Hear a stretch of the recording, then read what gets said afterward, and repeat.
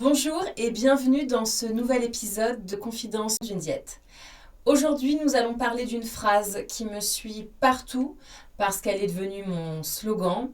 L'alimentation raconte une histoire, la vôtre.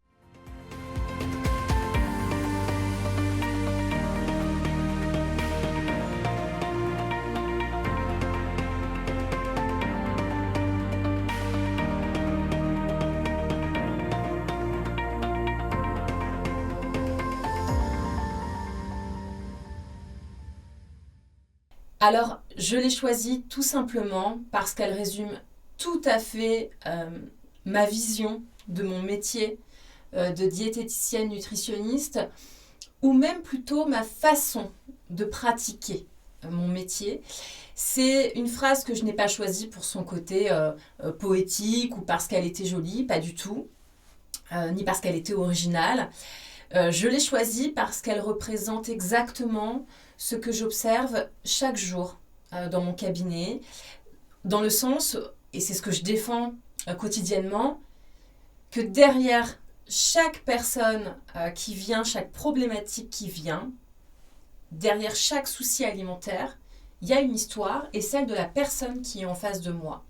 Pas juste de la personne qui vient pour une perte de poids ou pour un diabète. Non, j'ai un individu qui vient avec son histoire et qui, aujourd'hui, est en face de moi parce que cette histoire a entraîné une problématique X ou Y. Et je trouve que on avait plutôt tendance à voir le problème dans l'autre sens. C'est un peu la même problématique que le projet soignant-soigné, c'est-à-dire que on ne se met pas à la place du patient. En tant que soignant, on a notre façon de voir le motif de consultation de la personne qui est en face de nous et on va se cantonner au projet qu'on a uniquement avec nos connaissances théoriques. Ce qui est très bien, mais ce qui n'est pas suffisant. Et souvent, on perd nos patients en face de nous, alors diététiciens ou autres professionnels. C'est valable pour toute profession du corps médical. C'est que parfois, les personnes en face de nous ne comprennent pas toujours le langage qu'on peut utiliser, ou surtout pourquoi on les envoie vers tel traitement, vers telle prise en charge, vers telle éducation thérapeutique et vers quelle alimentation. Et si en fait on se mettait plutôt à la place de nos patients et si on prenait plutôt leur projet à eux, eh bien en fait on peut complètement les rendre acteurs de cette prise en charge, parler avec leur vocabulaire, parler avec ce qui les motive eux et pas nous. Et ça je trouve que ça change complètement la dynamique. Moi quand un patient pousse la porte de mon cabinet, dans ma position de diététicienne, ce serait tellement simple de commencer par alors, pourquoi vous êtes là? Pour perdre du poids? Pour un diabète? Pathologie digestive?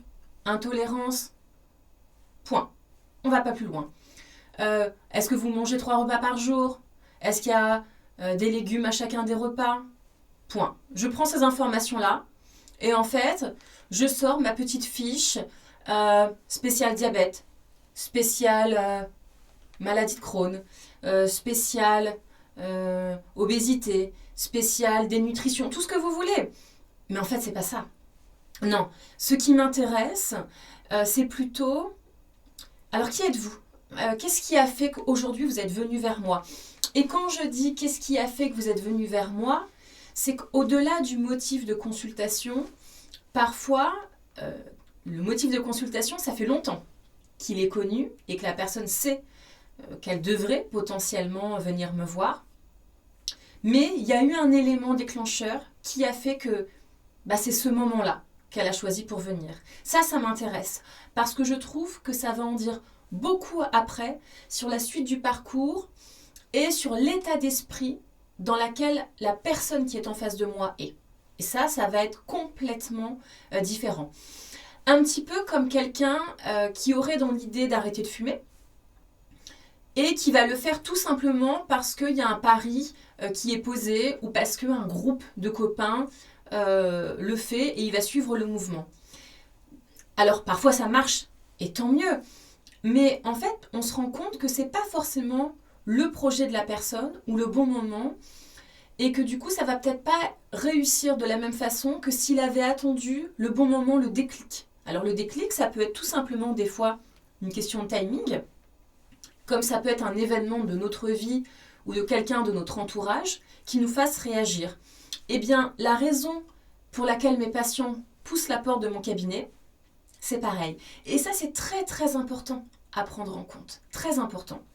Donc, je vais vraiment m'attarder sur voilà, ce qui les amène vers moi, pourquoi maintenant, quel est votre parcours, quel est votre vécu. Alors, par rapport à l'alimentation, mais aussi par rapport à une éventuelle pathologie, parce que mes patients ne viennent pas toujours dès qu'un diagnostic a été posé. Parfois, une pathologie est connue depuis longtemps, sans qu'on ait mis la problématique alimentation dessus. Et un jour, alors pourquoi? Il peut y avoir plein de raisons. Et un jour, ça y est, on se décide. Là, on vient, c'est parti. Donc, j'aime bien avoir un petit peu l'histoire du rapport ou à l'alimentation et ou à une pathologie quand on en est concerné. Quelle relation on entretient avec l'alimentation? Est-ce que finalement c'est quelque chose parce qu'il faut en fait s'alimenter? Est-ce que c'est quelque chose qui fait partie intégrante de notre vie, qui a un vrai plaisir, qui est un élément de partage, un élément de rassemblement? Voilà, on ne vit pas tous notre alimentation de la même façon. Et je trouve que c'est important de le savoir parce que je sais très très bien qu'un comportement alimentaire ne naît jamais par hasard. Jamais. Ça ne vous tombe pas dessus comme ça sans raison. Pas du tout. On a tel type de comportement avec l'alimentation ou pas parce que des éléments extérieurs ou de notre passé l'ont induit.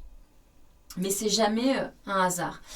Ça, c'est quelque chose qui va aussi profondément orienter ma façon après de poser des questions à mes patients en consultation. Je vais vous donner des exemples très concrets pour que vous imaginiez bien la différence entre la diététique théorique et la diététique comportementale. Par exemple, quelqu'un va venir au cabinet, c'est quelque chose de très fréquent, il va me dire je grignote. Et je grignote, c'est tout le temps au même moment. Alors c'est soit, grand classique, je rentre du travail. Instinctivement, j'ai pas forcément faim, je sais même pas ce que je vais chercher. Mais faut que j'aille ouvrir ce frigo ou ce placard. C'est plus fort que moi. Ou alors, une fois que tout le monde est couché, j'ai besoin d'aller chercher un truc. Vous voyez? Ça, c'est un exemple que j'imagine beaucoup d'entre vous connaissent très bien. Moi, je l'entends beaucoup au cabinet. Et en fait, la diététique théorique, ce serait de dire, non, faut arrêter. Ça, faut arrêter. De grignoter, effectivement, on ne répond pas à ses besoins. On va apporter des aliments qui sont souvent loin d'être sains, ou trop gras, ou trop salés, ou trop sucrés, ou les trois. Ou en tout cas, voilà, il faut arrêter. Alors, moi, je vais être très franche sur ce sujet-là. Mais c'est ma façon de voir les choses. Mais si vous allez voir un diététicien, payer une consultation pour vous entendre dire que l'info de l'année, c'est qu'il ne fallait pas manger tel produit à 22h30, vous n'avez pas un peu l'impression de payer votre consultation pour rien? Vous le saviez, je crois. Enfin, en fait, c'est pas le scoop. Vous le saviez. Par contre, moi, ce qui m'intéresse, c'est de comprendre pourquoi il y a ce mécanisme. Pourquoi il y a cet automatisme que vous subissez, qui n'est pas à confondre avec la gourmandise, mais ça, j'en reparlerai plus tard. Et de comprendre pourquoi vous avez cette attitude-là, et surtout, qu'est-ce qui se cache derrière, dans le sens de, est-ce que c'est une réponse à une fatigue? Est-ce que c'est une réponse à un stress, à la solitude, à l'ennui? Ou est-ce que c'est pas du tout, dans ce que vous voyez de prime abord, une réponse à l'un de ces éléments, mais plutôt, en fait, c'est devenu une habitude, à force, vous voyez? C'est là le vice, c'est que parfois, certaines choses sont arrivées parce que quelque chose d'extérieur les a provoquées, et malheureusement, on en a fait une habitude. Donc quand on passe parfois une journée à tout contrôler, au travail ou dans une maison, et ben, il y a un moment de décharge qui fait qu'on a besoin d'aller se reposer sur quelque chose d'extérieur.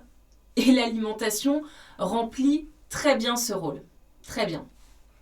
Donc, vraiment, je veux que vous compreniez que dans ma façon de voir les choses, le grignotage, ou plutôt ce que vous grignotez, n'est pas réellement le problème. Le vrai problème, c'est qu'il faut comprendre que le grignotage, c'est le symptôme, l'effet secondaire de quelque chose de plus profond, visible ou pas.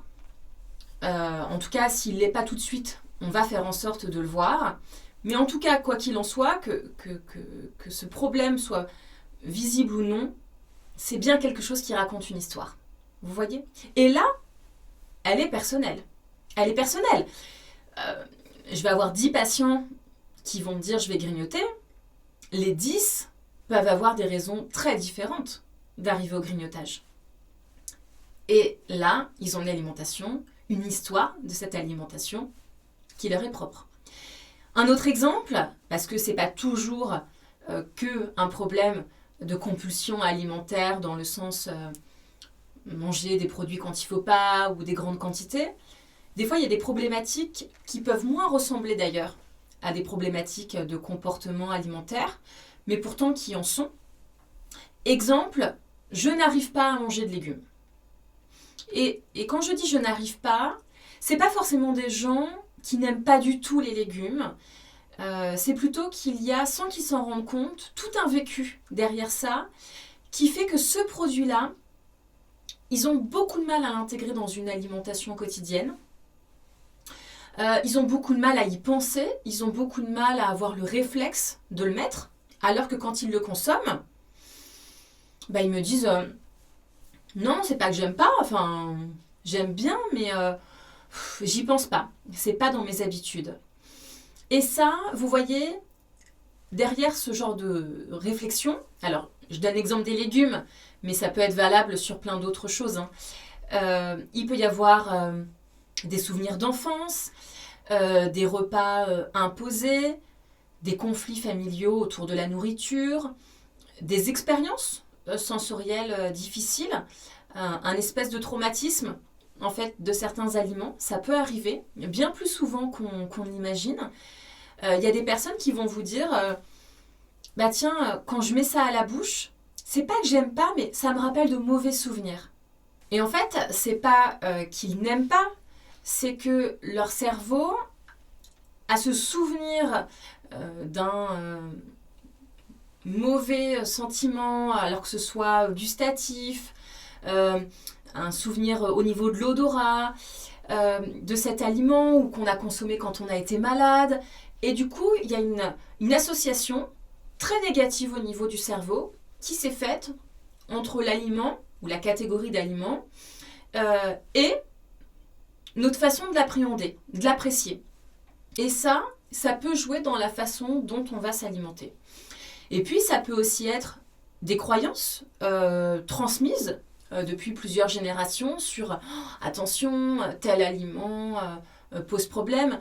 Je pense à des aliments qui parfois ont été introduits et ont vite été retirés de l'alimentation de quelqu'un parce que c'est arrivé dans certains drames sanitaires et où du coup la personne a eu cette image de cet aliment presque néfaste à la santé, en tout cas à ce moment-là avéré, mais il est resté une image très négative de l'aliment ou surtout un discours très répété qui nous a un peu conditionnés à ce que cet aliment ne doive pas tellement faire partie de nos habitudes alimentaires. Et finalement, quand on prend le temps d'écouter, on découvre que l'alimentation n'est jamais juste une affaire de nutriments, mais bien une affaire de souvenirs, de culture, d'habitudes, d'automatismes, qu'il est indispensable de prendre en compte parce que ces éléments-là, pour le coup, sont en fonction de chaque individu.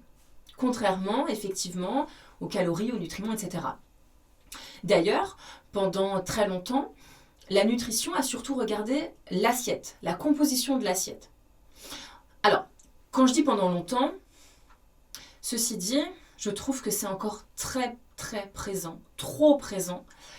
J'en ai parlé d'ailleurs dans mon premier podcast sur le fait que toutes ces informations qui étaient très lissées ou très drastiques sur l'alimentation, très pour ou contre, posées à mon sens problème, finalement on se rend compte que c'est toujours très présent, cette image de la composition alimentaire.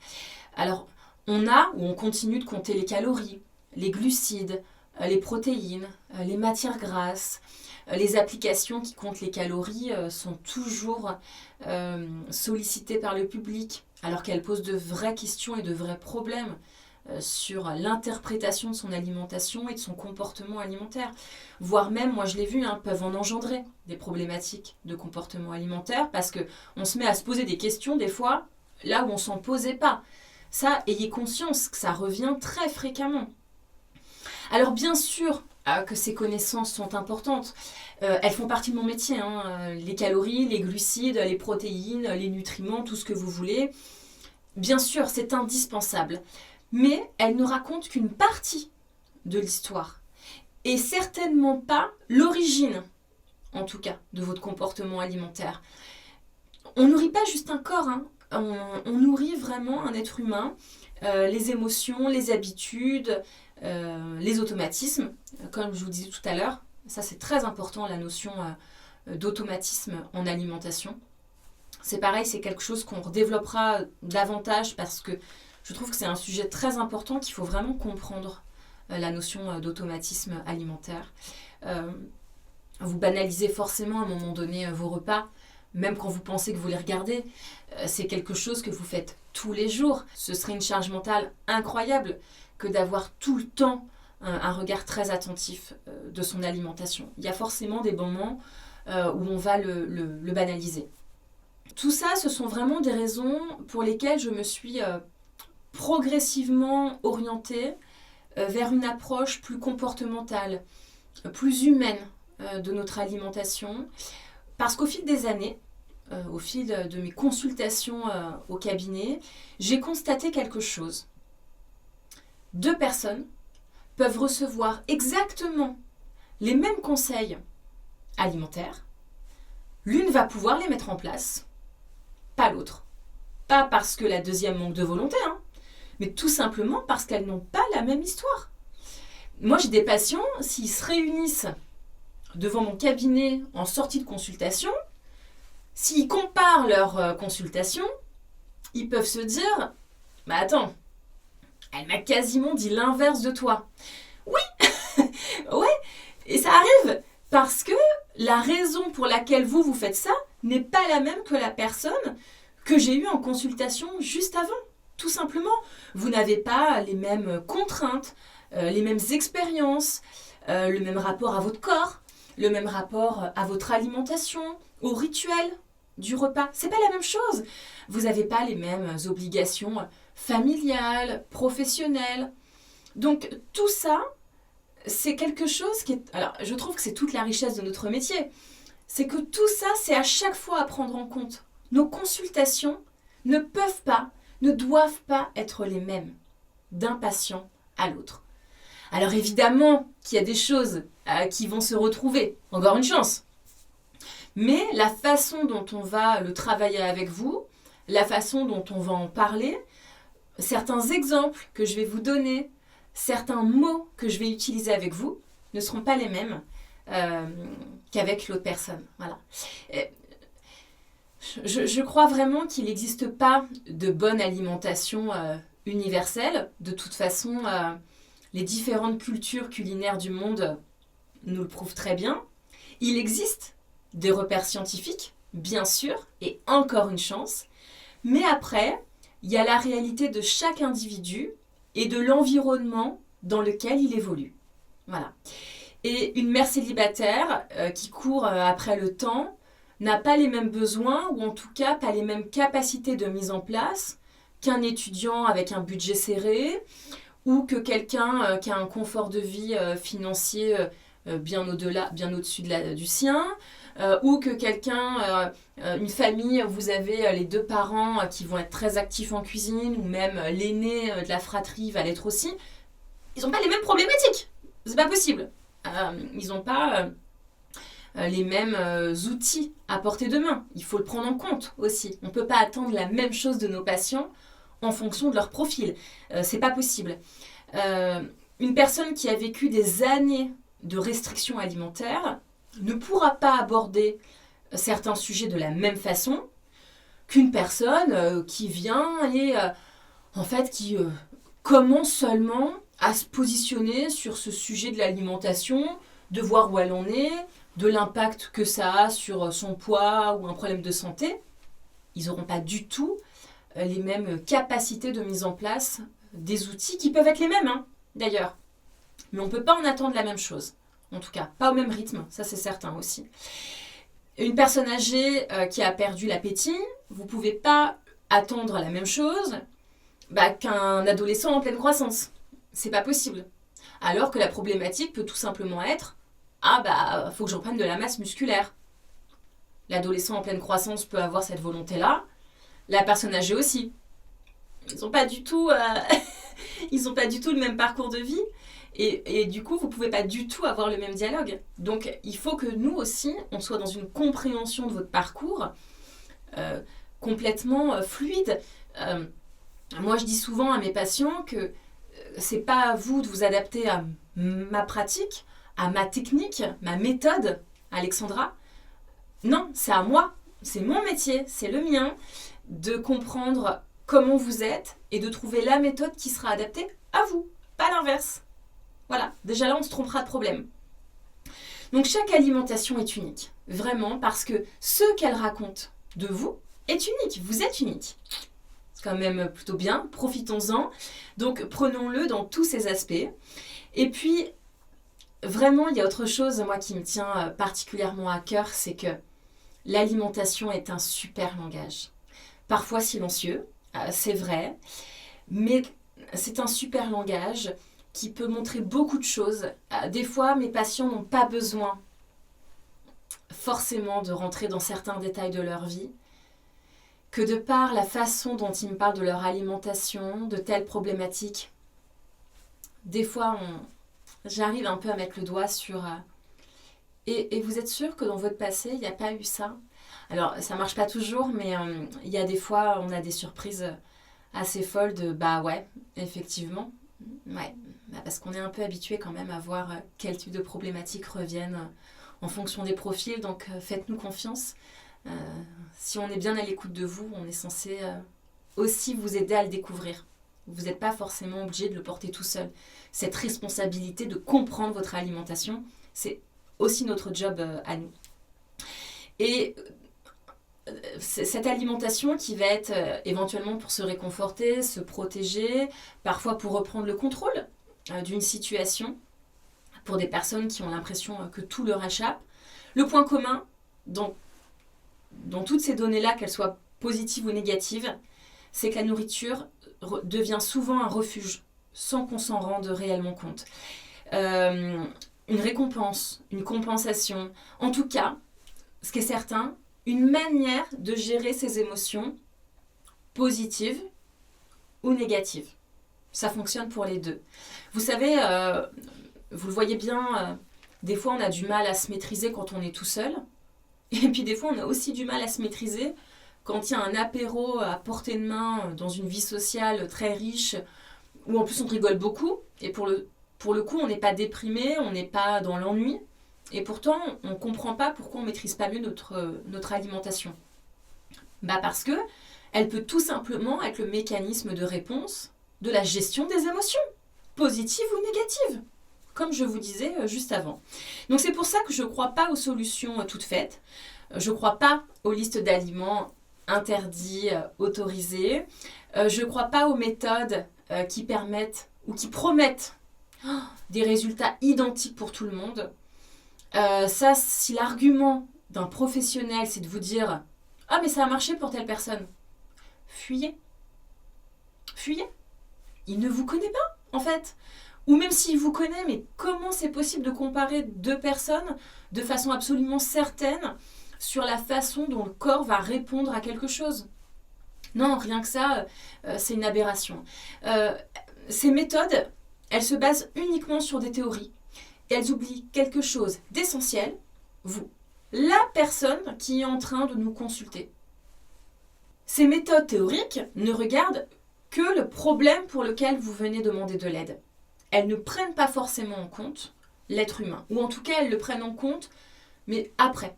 C'est l'inverse qu'il faut faire. Il faut d'abord regarder l'être humain et ensuite regarder le problème. Alors, moi, cette vision est de plus en plus quelque chose qui m'intéresse dans ma pratique, tout simplement parce qu'aussi dans le domaine des neurosciences, on avance de plus en plus sur les recherches au niveau du cerveau, qu'on sait malgré tout qu'on en connaît encore qu'une petite partie de fonctionnement. Donc on a encore beaucoup de choses à découvrir. En tout cas, ce qui est sûr, c'est que notre cerveau a une influence extrêmement forte sur la façon dont on s'alimente, et ne pas le prendre en compte, ce serait vraiment, je trouve, une grande erreur. Il y a beaucoup de mécanismes inconscients, c'est quasiment même que des mécanismes inconscients souvent, qui induisent nos comportements alimentaires, les émotions, je ne vais pas revenir dessus, mais vous avez compris, l'environnement, le stress, les habitudes, les expériences passées, et aussi, ce qui de plus en plus est mis en avant dans les neurosciences, ce sont les marqueurs génétiques, parfois même des marqueurs traumatiques, conscients ou pas d'ailleurs, et dire à quelqu'un ce qu'il devrait faire, comme si c'était la réponse évidente et comme si c'était très simple, ça suffit pas du tout. Et comprendre par contre ce qu'il fait est beaucoup plus utile, et c'est probablement là, je pense, que mon slogan prend tout son sens. C'est pour ça que j'aime cette phrase de « l'alimentation raconte une histoire, la vôtre ». Pas l'histoire de votre voisin, pas l'histoire de la collègue qui vous a emmené vers moi en consultation parce que ça s'était bien passé avec moi. Vous n'avez pas la même histoire qu'elle. C'est pas la même qu'un influenceur sur les réseaux sociaux qui peut-être partage quelque chose qui a été génial pour lui, mais peut-être pas pour vous. C'est pas l'histoire d'une méthode miracle. Non, c'est pas une histoire comparable en fonction de plein d'individus qui se disent parce que moi ça a marché, je vois pas pourquoi pour toi ça marcherait pas.